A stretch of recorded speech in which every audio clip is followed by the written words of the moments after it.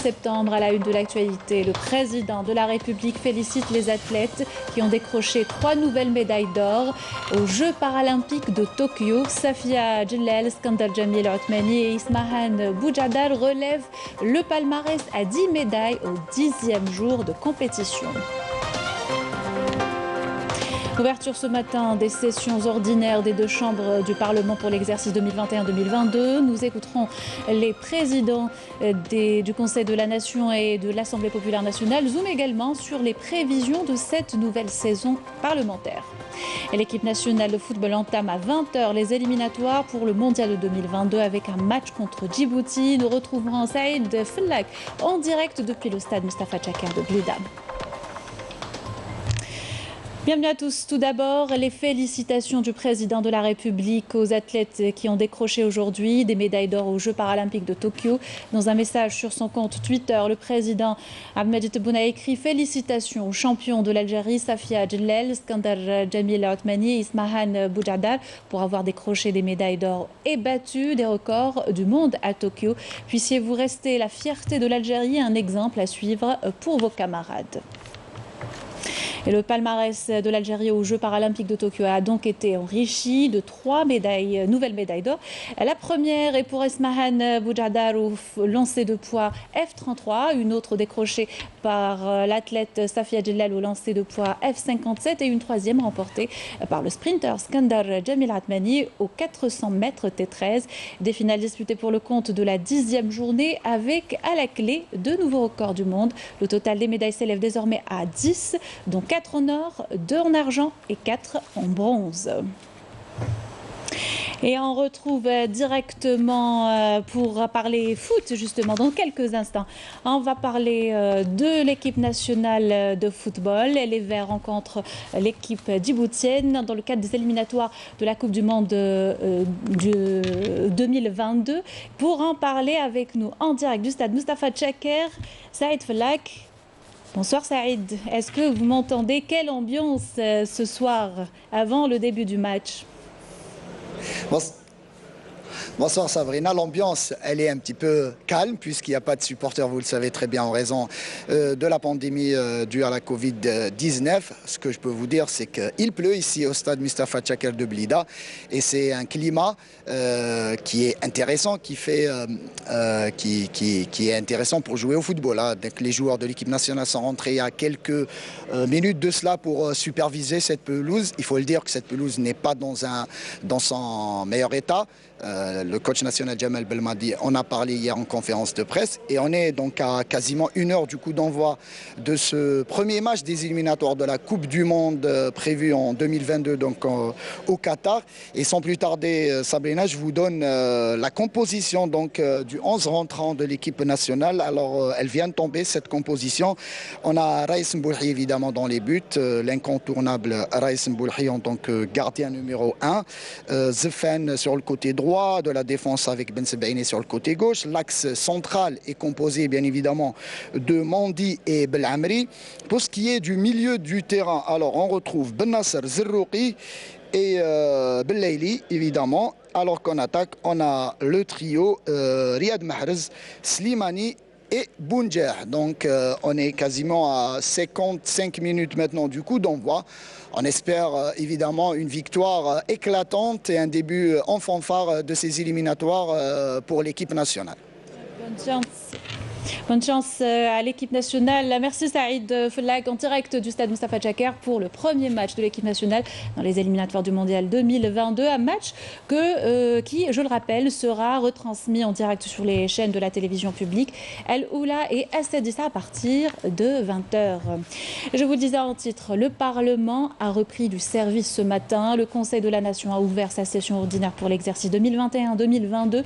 Une séance plénière présidée par Saleh Goudjil, président du Conseil de la Nation, en présence du président de l'Assemblée populaire nationale Ibrahim Bourali, du Premier ministre, ministre des Finances Ayman Ben Abdelrahman et des membres du gouvernement. Le président de la Chambre haute du Parlement a appelé à resserrer le front interne. Je vous invite à écouter Saleh Goudjil. Il faut que l'on soit conscient de l'impératif de préserver l'unité nationale. On peut dialoguer, discuter et faire des concessions parfois. concernant nos problèmes internes. Mais l'unité nationale est sacrée car elle est attachée à notre histoire. L'unité s'inspire de la réelle symbolique de la révolution de novembre. Elle est synonyme de souveraineté nationale grâce à tous les sacrifices consentis par nos martyrs. Quand on parle de diplomatie et du rôle de cette dernière, il faut qu'elle soit appuyée et soutenue par la diplomatie parlementaire. Nous, en tant que membres du Conseil de la Nation, nous avons un grand rôle à jouer sur le plan régional et international pour transmettre le message et refléter les positions de l'Algérie concernant toutes les questions internationales. L'armée nationale populaire protège nos frontières, elle préserve la stabilité du pays. Le président de la République a donné des instructions afin de renforcer les capacités de l'armée nationale populaire. La force de l'Algérie est ce qui la prémunira de tout danger et son armée. Séance plénière également à l'Assemblée populaire nationale pour l'ouverture de sa session ordinaire 2021-2022 et c'est Brahim Bourali, le nouveau président de l'APN, qui l'a présidé en présence de Salah Goudjel, président du Conseil de la Nation, Ayman Ben Abdelrahman, Premier ministre, ministre des Finances et des membres du gouvernement. Pour sa part, le président de la Chambre basse du Parlement a invité tous les nouveaux députés à redoubler d'efforts en insistant sur l'importance du rendez-vous électoral du 27 novembre prochain. On l'écoute.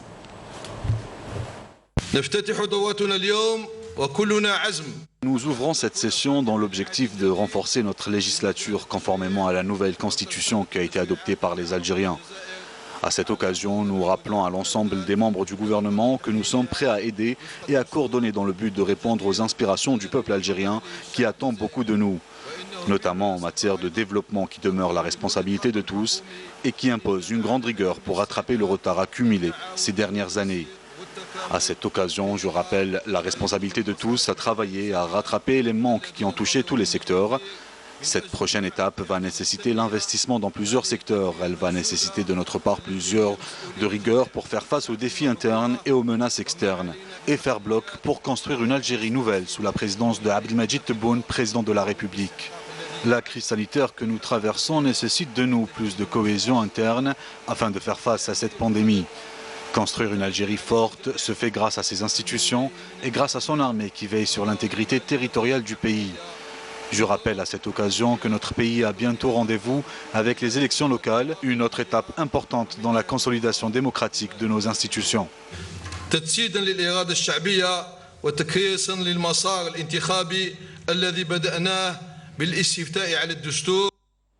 C'est un début de session chargée qui attend les parlementaires. En plus du plan d'action du gouvernement, pas moins de 8 projets de loi sont déjà au niveau du bureau de l'APN. Le Conseil de la Nation ne sera pas en reste. Les prévisions pour cette nouvelle session parlementaire avec Walid Yosfi. C'est une nouvelle étape de la concertation de la démocratie en Algérie. Au Conseil de la Nation, il était question aujourd'hui de l'importance des prochaines élections locales prévues le 27 novembre prochain et de l'importance d'accélérer la cadence des réformes pour permettre au pays de consolider sa position économique et sociale. L'Algérie fera face à d'importants défis dans le futur. En tant que membre du Parlement, nous devons être à la hauteur de ces défis. Le secteur de la communication doit être revu. Nous sommes persuadés qu'en proposant ce projet au Parlement, il y aura des débats. Il y a une nouvelle loi qui vient d'être ajoutée à la loi communale qui s'accorde à la situation actuelle. Il y aura également des modifications dans la loi électorale. La session parlementaire ordinaire pour l'exercice de 2021-2022 de l'Assemblée populaire nationale a été ouverte aujourd'hui en présence de plusieurs membres du gouvernement. Une session où les parlementaires auront à débattre sur les 8 projets de loi en plus du plan d'action du gouvernement déposé jusqu'à présent au niveau de l'APN. Ce plan d'action est très attendu par le peuple algérien. Nous espérons qu'il soit à la hauteur des attentes du peuple.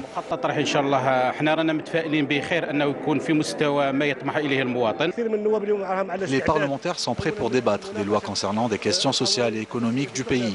La nouvelle constitution donne plus de flexibilité pour adopter des résolutions et des lois qui vont dans le sens des réformes. Il faudrait que le Parlement adapte les nouvelles lois à la nouvelle constitution. L'ouverture de cette session ordinaire intervient conformément aux lois fixant l'organisation et le fonctionnement des 2 chambres du Parlement ainsi que leurs relations fonctionnelles avec le gouvernement. Clôture aujourd'hui des Jeux militaires internationaux cynotechniques organisés en Algérie. Dans le cadre de sa participation, l'équipe nationale militaire, pour la 4e fois consécutive dans la discipline section aéroportée organisée en fédération russe durant la période du 22 août au 2 septembre 2021, l'équipe nationale militaire a fait preuve d'une forte détermination et d'une grande volonté et s'est classée à la 4e place derrière la sélection russe en première position, suivie de celle de la Chine et du Kazakhstan en 2e place et la sélection biélorusse en 3e position. Ces Jeux ont connu une forte concurrence durant ces différentes étapes. La première étape comprenait le saut en parachute, le regroupement dans un point précis, un marathon sur une distance de 10 km, alors que la 2e étape consistait en une course individuelle sur véhicule blindé avec exercice de tir. La 3e étape a connu la course de relais des groupes composant la section, suivie par des tirs avec armes à feu individuelles et avec lance-roquettes, ainsi qu'une course d'orientation. Quant à la 4e étape, elle a comporté le saut de précision et le combat de corps à corps. Coopération, le ministre des Affaires étrangères de la communauté nationale à l'étranger, Mtala Mamra, a reçu hier le commissaire aux affaires politiques et à la paix et à la sécurité de l'Union africaine, Ben Collé Adeoye. Des concertations entre les deux parties ont porté sur la coopération dans les dossiers d'intérêt commun, notamment la situation en Libye, le Mozambique, le Mali et la sécurité au Sahel. Le chef du CPS de l'UA a loué l'engagement formidable et le rôle du gouvernement algérien dans l'instauration de la paix et la sécurité dans le continent. Je vous invite à l'écouter. Je profite de cette occasion pour remercier M. Lamamara pour avoir présidé cette initiative africaine qui reflète l'engagement formidable et le rôle de l'État algérien dans l'instauration de la paix et la sécurité dans le continent, mais aussi dans le but d'organiser des élections en Libye. Je le remercie pour ses efforts afin de nous fédérer autour de la question libyenne. Je tiens également à saluer le rôle pivot de l'Algérie dans la promotion de la paix, de la sécurité et de la stabilité dans la région, conformément aux objectifs de développement durable prévus dans l'agenda de l'Union africaine pour 2063. I want to thank you, Minister, for this opportunity. And I will say shukran and shukran and shukran. Thank you so much, brother. Thank you. All the best. En prévision du scrutin du 27 novembre, cette décision du président de l'autorité nationale indépendante des élections, Mohamed Chorfi, concernant les formulaires de souscription individuelle relatives aux listes des candidats aux élections, des membres des assemblées populaires communales et de wilaya et leur validation. Suivant cette circulaire, le retrait des formulaires de souscription individuelle du représentant des candidats des partis politiques ou des candidats indépendants éligibles se fait au niveau de la délégation de la wilaya de l'ANI, territorialement compétente, en présentant un écrit annonçant l'intention de former une liste de candidats aux élections locales. Et dans le but de faciliter l'opération, il a été décidé l'élargissement de la liste des agents publics habilités aux secrétaires généraux des communes ou toute personne désignée par leurs soins, notaires, huissiers de justice, traducteurs officiels, commissaires priseurs, directeurs techniques et des affaires publiques, directeurs de l'administration locale chargée des élections et des élus de la wilaya d'Alger, chef de cabinet des circonscriptions administratives, chef de service des directions techniques et des affaires publiques, chef de daïra, chef de projet au niveau de la wilaya d'Alger, secrétaires généraux des daïra. Le formulaire de souscription devra être présenté après légalisation chez un agent public, accompagné de fiches de renseignement pour sa validation au niveau d'un juge présidant la commission communale. Pour la révision des listes électorales en prévision de l'élection des membres des APC. Pour ce qui est de l'élection des membres des assemblées de wilaya, le formulaire de souscription individuelle doit être présenté accompagné d'une fiche de renseignement au juge président de la commission communale pour révision des listes électorales de la commune au niveau du siège de la wilaya. Par ailleurs, le président de la commission concernée procédera à la vérification des signatures et établira un procès-verbal après validation. Une copie sera remise aux représentants éligibles du candidat. Pour rappel, la légalisation des formulaires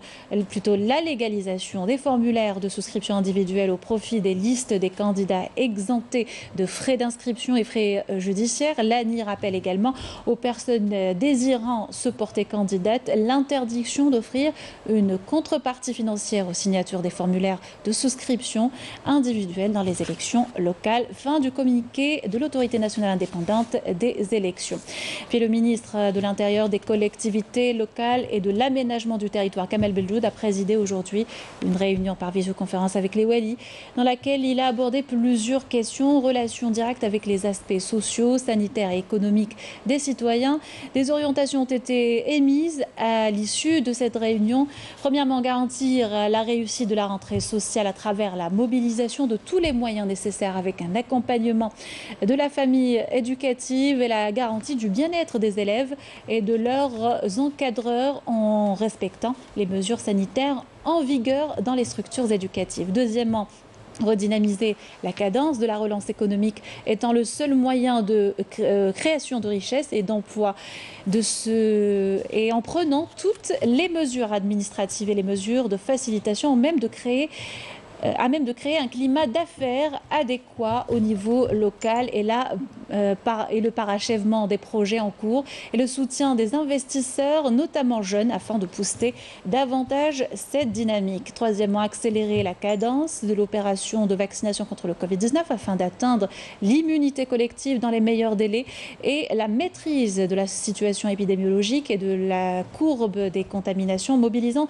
tous les moyens et augmenter la vigilance à travers l'application stricte des mesures préventives décidées. Quatrièmement, redoubler de vigilance et se tenir prêt à toute éventualité et urgence climatique afin de préserver les vies et les biens et la poursuite de l'application des précédentes mesures en prévision des saisons de l'automne et de l'hiver. Cinquièmement, accompagner l'ANI à travers ses délégations locales et lui fournir tous les moyens logistiques afin de lui permettre d'encadrer et de faire réussir les élections locales du 27 novembre 2021 étant un volet important dans le parachèvement de l'édification institutionnelle. Fin du communiqué du ministère de l'Intérieur qui nous est parvenu il y a quelques instants. La stabilité de l'Algérie au-dessus de toute considération, titre la revue Al-Jaish. Son éditorial revient sur les derniers événements qui ont touché le pays, les incendies criminels et l'implication des groupes MAC et Rachad à la rupture des relations avec le Maroc en passant par la solidarité et la synergie entre le peuple et son armée. Observez les détails avec Amel Bouarba. Dans l'éditorial de son dernier numéro intitulé « La stabilité de l'Algérie au-dessus de toute considération », la revue Al-Jaish a souligné que les derniers incendies criminels ont prouvé ce que le haut commandement de l'armée nationale populaire avait affirmé à maintes reprises, que l'Algérie est ciblée par des plans malveillants dont les fils sont tissés à l'étranger et exécutés par des traîtres et des agents. Leur objectif est de saper l'unité nationale et territoriale et d'ébranler la cohésion nationale en semant la discorde entre les enfants d'un même peuple. Selon l'éditorialiste de la revue Al-Jaish, les enquêtes des autorités sécuritaires spécialisées ont démontré de façon irréfutable l'implication des deux organisations terroristes, le MAC et Rachad, dans la guerre féroce menée contre notre pays, portant préjudice à notre patrimoine forestier et causant des pertes humaines, sans oublier le crime odieux perpétré à l'encontre d'un citoyen algérien innocent. La cohésion indéfectible entre le peuple et son armée a mis en échec les plans hostiles des ennemis de l'Algérie. Selon l'édito de la revue Al-Jaish, la référence à des plans hostiles nous amène nécessairement à parler de l'implication du Marzen d'une manière ou d'une autre dans ce crime odieux. Compte tenu du lien fort et avéré du Maroc avec les deux organisations terroristes, dans la série d'agressions et d'actes hostiles qu'il a menés depuis l'indépendance, bafouant les lois et les coutumes internationales et le principe de bon voisinage, indique la revue Al-Jaish. Ainsi, la décision prise par l'Algérie de rompre ses relations diplomatiques avec le Maroc est souveraine et fondée. L'Algérie, qui est entrée dans une nouvelle ère, est plus que jamais attachée à sa souveraineté et son unité nationale, comme elle est prête à faire face à toutes les tentatives de déstabilisation. Retour à présent sur ce drame survenu hier à Msila. Les corps sans vie de 3 personnes ont été repêchés sur le cours d'Oued Mitar dans la commune de Boussaada. Les éléments de la protection civile avaient annoncé leur disparition plus tôt dans la journée. Ils ont été emportés par les crues survenues dans la nuit de mardi à mercredi. Les opérations de recherche ont impliqué la protection civile, mais aussi les éléments de l'armée nationale populaire, la conservation des forêts et des citoyens. Au cours des intempéries qu'a connu la wilaya, 7 personnes ont été secourues à travers la wilaya et 3 voitures ont été repêchées. Et on arrive au bilan quotidien du coronavirus. La situation sanitaire est stable. 388 nouveaux cas confirmés de coronavirus, 334 guérisons et 37 décès enregistrés ces dernières 24 heures selon le ministère de la Santé.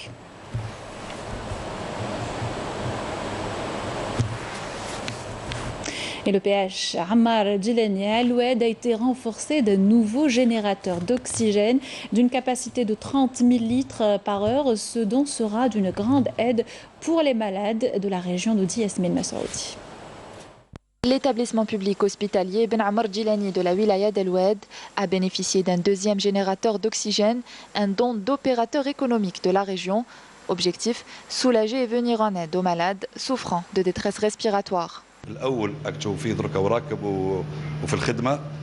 Le premier générateur que vous voyez derrière moi est d'une capacité de production de 30 000 litres par heure. Et le deuxième, quant à lui, est d'une capacité de 60 000 litres par heure. Le deuxième générateur d'oxygène, في الجهة الأخرى وهذا بسعة قيمة 60,000 لتر في الساعة. Le générateur d'oxygène a été mis en service. Nous attendons de le raccorder au réseau d'oxygène de l'hôpital. Avec ces 2 générateurs, nous espérons pallier le manque en oxygène.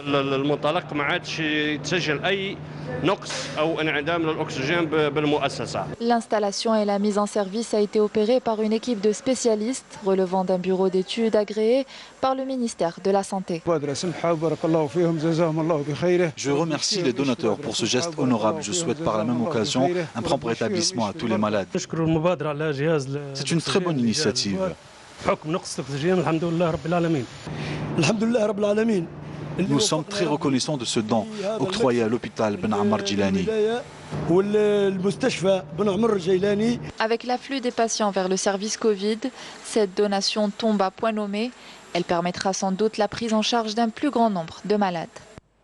Un peu plus loin dans le sud, une délégation de chercheurs de l'Institut national des études politiques et stratégiques du Nigeria a été reçue aujourd'hui par le ministre du Commerce et la promotion de l'exportation au siège d'Algex. Kamal El-Zig a mis en avant le rôle de l'Agence nationale de la promotion du commerce extérieur dans le renforcement de la coopération avec le Nigeria. Il a été question également des moyens de consolider ce partenariat. Les 2 parties ont exposé leur point de vue pour pallier aux entraves aux échanges commerciaux. Cette même délégation nigérienne était en visite hier dans les camps des réfugiés sahraouis. Elle a été reçue entre autres au siège de la présidence de la RASD, une visite témoignant de la solidarité profonde et inconditionnelle avec le peuple sahraoui, a souligné la chef de cette délégation, Yanis Aït Belkacem. La délégation nigériane en visite dans les camps de réfugiés a été chaleureusement accueillie par la population de Boujdour. Une visite et un appui qui d'une part rappellent le soutien à la cause sahraoui et l'importance de son autodétermination. Il faudrait que l'ONU mette un terme aux violations et graves dépassements des droits de l'homme auxquels sont confrontés les civils dans les territoires sahraouis.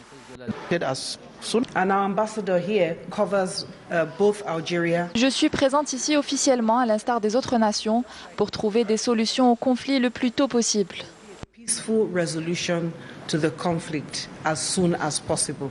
La visite exprime l'importance du soutien exprimé par les pays voisins en faveur de la cause sahraoui. 46 ans de résistance démontrent la détermination, la force et l'ultime conviction du peuple sahraoui. Depuis quelques décennies, j'ai la conviction que les enfants du peuple sahraoui ont des valeurs et convictions ancrées et immuables. Un soutien salué par le Premier ministre de la République arabe sahraoui démocratique en témoigne du soutien ferme de l'Algérie, du Nigeria et de l'Afrique du Sud à la cause sahraoui. La visite de la délégation nigériane est considérée comme un appui et un soutien au peuple sahraoui, mais aussi une preuve de leur reconnaissance de la souveraineté de la République arabe sahraoui démocratique. L'Algérie, le Nigeria et l'Afrique du Sud sont l'épine dorsale de l'Union africaine et représentent un soutien fort à la cause sahraoui.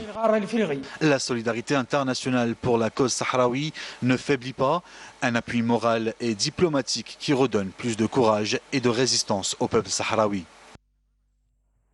Avec ceci, nous arrivons à la fin de notre journal. Merci de l'avoir suivi et excellente soirée sur Canal Algérie.